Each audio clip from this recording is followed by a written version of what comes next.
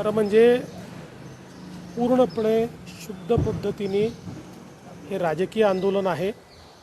माझा महाविकास आघाडीला सवाल आहे, त्यांनी एक तरी लाल किल्ल्यावरनं इंदिराजींचं भाषण दाखवावं, ज्याच्यामध्ये इंदिराजींनी छत्रपती शिवाजी महाराजांचं नाव घेतलेलं आहे। महाविकास आघाडीने याचे उत्तर दिलं पाहिजे की नेहरूजींनी छत्रपती शिवाजी महाराजांच्या बद्दल त्यांच्या डिस्कवरी ऑफ इंडियामध्ये जे लिहिलं त्याबद्दल महाविकास आघाडी माफी मागणार आहे का?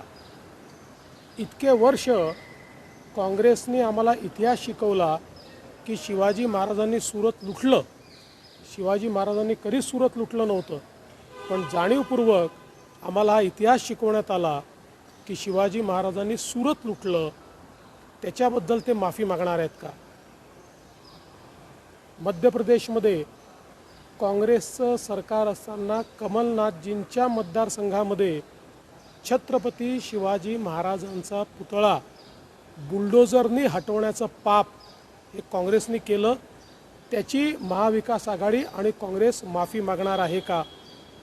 कर्नाटकमध्ये त्यांचे तेव्हाचे प्रदेश कार्याध्यक्ष आणि आताचे मंत्री यांनी स्वतःच्या मतदारसंघामध्ये छत्रपती शिवाजी महाराजांचा पुतळा त्या ठिकाणी अक्षरशः तुडवला, हटवला। त्याकरता काँग्रेस माफी मागणार आहे का?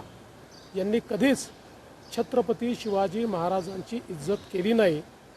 महाविकास आघाडी केवळ निवडणुका डोळ्यासमोर ठेवून अशा प्रकारचं आंदोलन करत आहे आणि देशाच्या प्रधानमंत्र्यांनी थेट त्या ठिकाणी छत्रपती शिवाजी महाराजांची माफी मागितली आहे, शिवप्रेमींची माफी मागितली आहे। त्यानंतर हे राजकारण करणं हा त्यांच्या मनाचा कोतेपणा आहे, हे निव्वळ शुद्ध राजकारण आहे। त्यामुळे काँग्रेसने पहिल्यांदा छत्रपती शिवाजी महाराजांचा इतका अपमान केला, त्याबद्दल काँग्रेस आणि या ठिकाणी महाविकास आघाडीने माफी मागितली पाहिजे।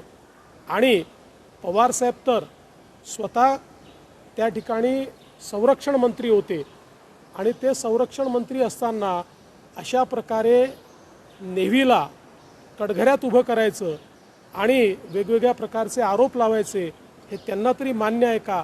त्यामुळे खऱ्या अर्थानं छत्रपती शिवाजी महाराजांचा वारंवार 50 वर्ष सातत्याने अपमान केल्याबद्दल महाविकास आघाडी आणि काँग्रेसने महाराष्ट्राची नाही तमाम शिवप्रेमींची, विश्वातल्या शिवप्रेमींची माफी मागितली पाहिजे। बैठक झाली बहुतेक।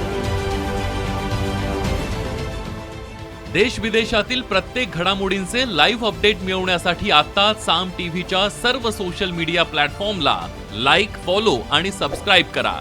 तसंच सर्व नोटिफिकेशनसाठी बेल आयकॉन प्रेस करायला विसरू नका।